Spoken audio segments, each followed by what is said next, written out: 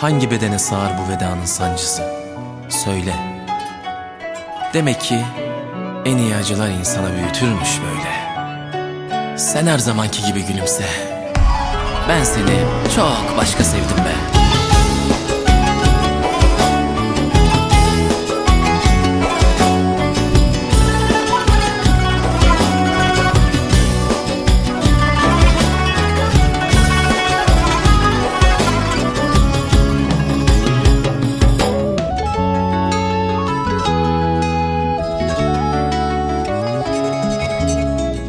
Dünümde, bugünümde, yarınımda sen varsın.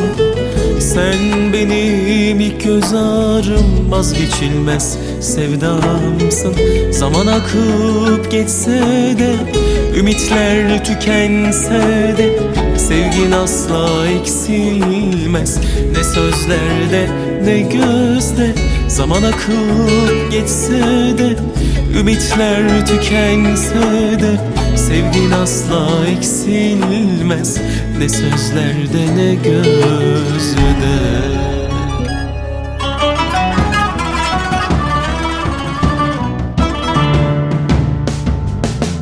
Gelemem, gidemem, göremem, yokluğunla sevişemem, varlığınla üşüyemem ben. Ben senden asla vazgeçmem.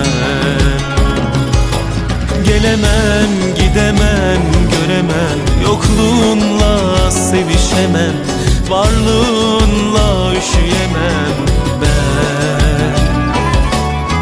Ben senden asla vazgeçmem.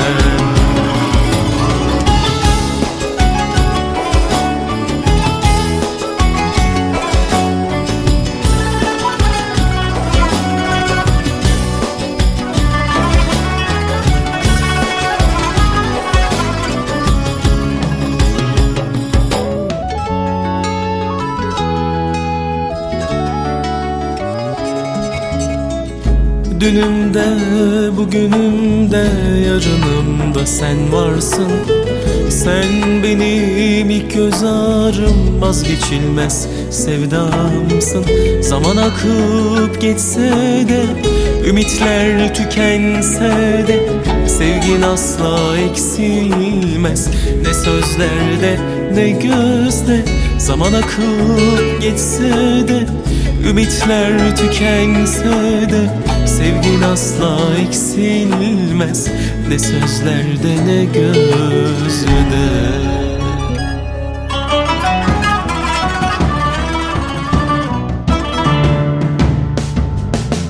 Gelemem, gidemem, göremem, yokluğunla sevişemem, varlığınla üşüyemem ben. Ben senden asla vazgeçmem. Gelemem, gidemem, göremem, yokluğunla sevişemem, varlığınla üşüyemem ben. Ben senden asla vazgeçmem. Gelemem, gidemem, göremem, yokluğunla sevişemem, varlığınla üşüyemem ben. Ben senden asla vazgeçmem. Gelemem, gidemem, göremem, yokluğunla sevişemem, varlığınla